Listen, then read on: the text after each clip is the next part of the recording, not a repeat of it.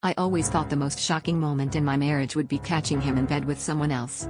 But finding my husband sitting in a dimly lit therapy office, holding hands with his ex-wife as they discussed their marriage problems was a betrayal I never saw coming. I had only stopped by the office to drop off a forgotten lunch, expecting nothing more than a quick hello before heading back to work.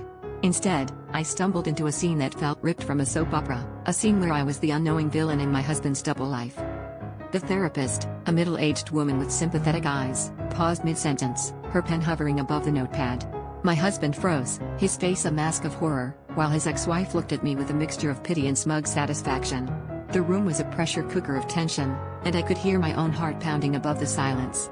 I wanted to scream, to demand answers, but all I could do was stand there, numb and speechless, as my husband sputtered excuses that fell flat. After the initial shock wore off, the truth came flooding out like a dam breaking.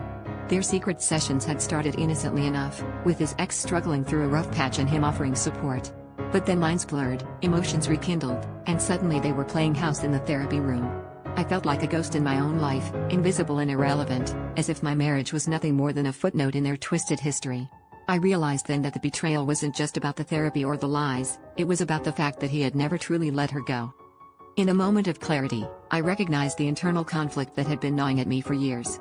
I had always been the second choice, the safe option after the passionate storm of their first love. The realization was both liberating and devastating, like shedding a skin that had grown too tight. As I walked out of that office, leaving them to their twisted charade, I knew I had to reclaim my story, to rewrite it on my own terms.